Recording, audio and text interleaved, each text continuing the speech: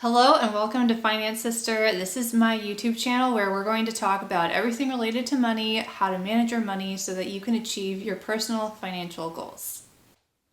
In today's video, we're going to do a walkthrough of how to budget a salary of $40,000, and I'm going to do it specifically for Portland, Oregon, because that's where I live, and I think there's a lot of people that want to know how to budget for higher cost of living areas. Okay, so let's go look at the spreadsheet and go line by line on how you would budget a $40,000 income in Portland, Oregon. Okay, so I want to start off with saying that I'm going to do a spreadsheet of a budget including consumer debt and paying that off aggressively, and then a budget where you don't have any debt and you still make $40,000 of income. So that's going to switch about halfway through this video, just so you know if debt doesn't apply to you, maybe you want to just skip to that part.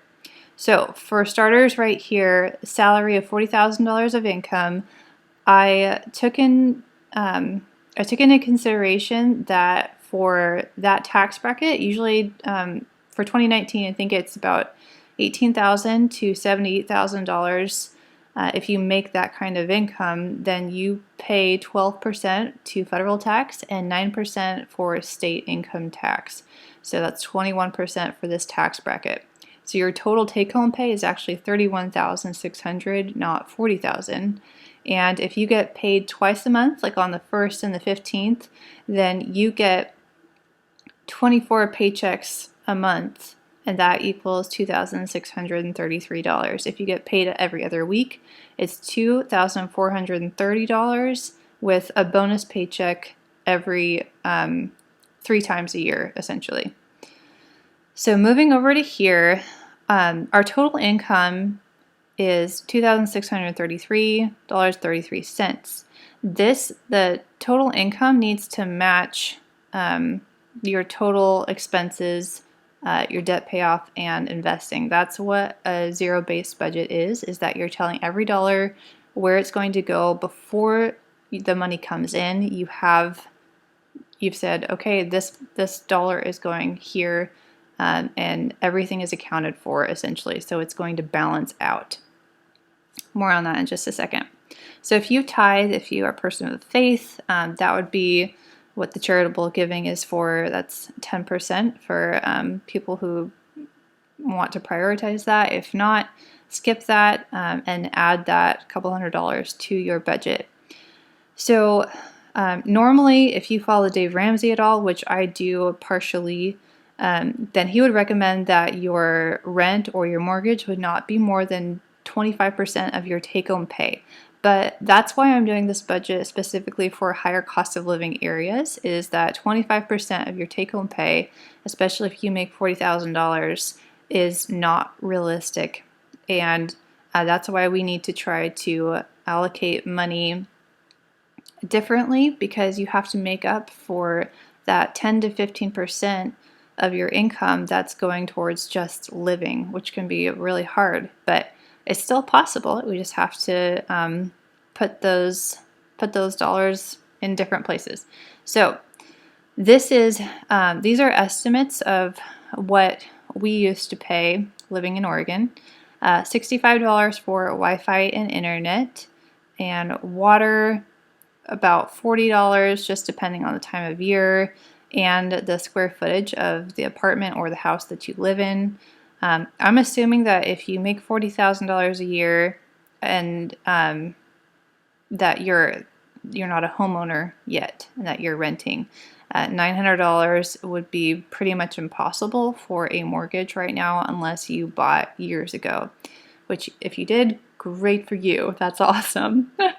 So moving down here, electric $60, garbage $15, home insurance, that should be rental insurance, is usually about $15 to $25 a month.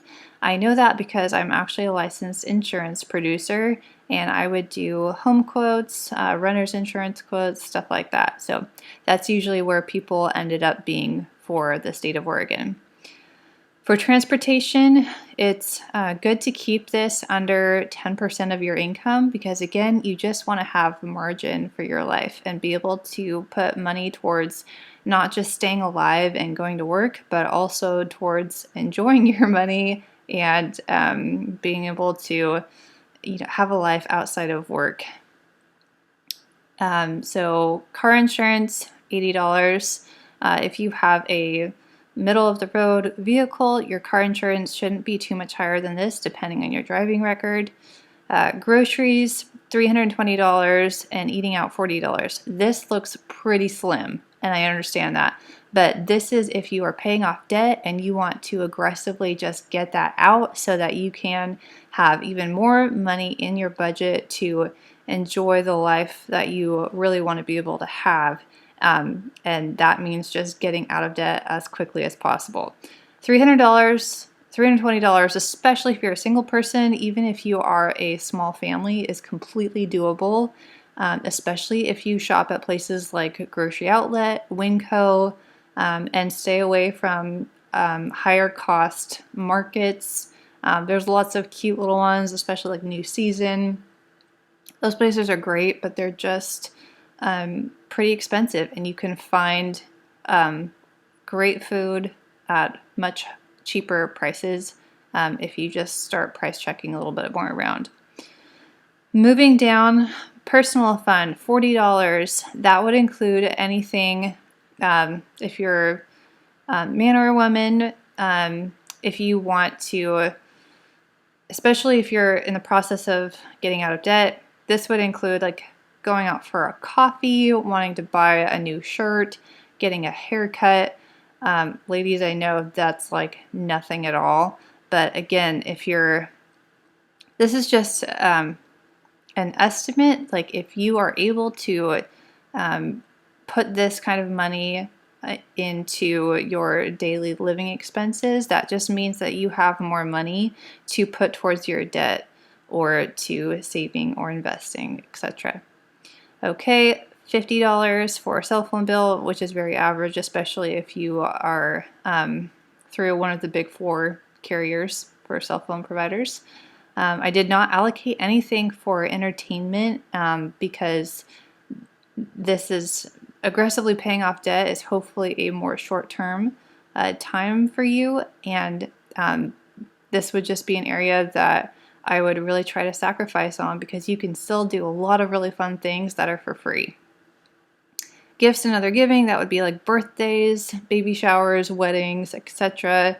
Miscellaneous, this is anything that you didn't budget for in the month, or if you want to just take your like house items, like cleaning things that you don't really buy every month, if you forget about those and need some extra money, having that miscellaneous $30 kind of catches the things that you just forget about, which is pretty common for budgeting, especially if you haven't been consistently budgeting for at least 3 months. Okay, so your total living expenses, what it costs for you to just live, is $2,158. Okay.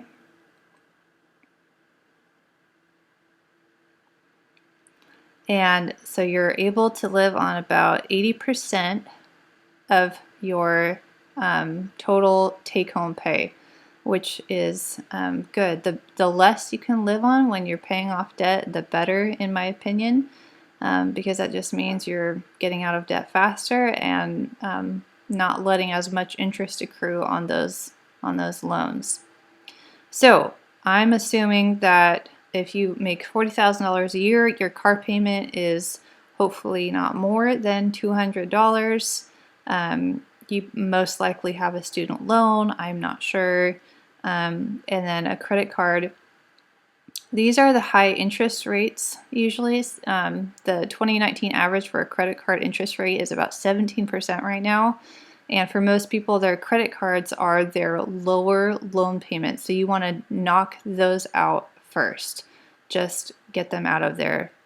So that's what that looks like. And now at the bottom, we can see that our total allocated budget matches your take-home pay of $2,633.33. So that's what that should look like for a $40,000 income in a higher cost of living area with debt.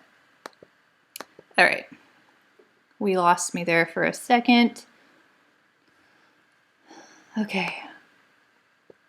If you don't have any debt, maybe this is what your budget could look like. Maybe you're like, that's still too strict. That's totally up to you to decide what you want to do with your budget.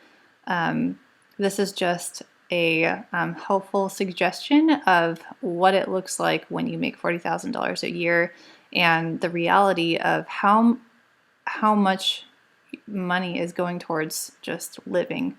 So again, these numbers are all the same up here for charitable giving, housing, transportation, groceries, and food. I increased a little bit since you should be able to enjoy a little bit more of your money when you're out of debt. You don't owe anybody anything. You should definitely have the permission to spend a little bit more and enjoy the great places to eat in Portland, like those cute food trucks and everything. Yes. Okay. I also bumped up, or actually doubled, the personal fund to use how you will. Essentially, you're increasing your living expenses by about a couple $100, 10% exactly of your income. So ideally, this would still be less than 75 to 80%. But if you are not sharing a room or renting a room from someone in a larger house, this is the reality of what you will, a realistic budget that you can expect to hold to. So here we go, zeros for the debt. That means that we can focus way more on saving and investing. So the next step, if you're out of debt, would be to build up an emergency fund of 3 to 6 months of expenses. So that would essentially mean you would want to have 3 to 6 months of this number. So about $7,000 to $9,000, or a little bit more than that would be a pretty good emergency fund to have. And then once you have that bumped up, then you can start contributing to investing. Dave Ramsey suggests a 15% contribution to retirement accounts of your take-home pay, which is definitely, if you do invest 15% of your income, you will be set. Is that absolutely mandatory? Not at all. The more you can invest, the better, in my opinion. But I think that budgeting gives you permission to spend, and you should be able to enjoy what you work for as well. So just try to find the balance there of make sure you're putting something towards investing, but it doesn't need to be everything. Okay, so that's it for $40,000 a year income in Portland, Oregon. Please comment below if you have any questions and where you live, and maybe what some of these numbers, how different they can look depending on where you live. Okay. If you find this information helpful, I would love it if you would subscribe, click the red button below, and hit the bell to get notifications on all future videos that I post.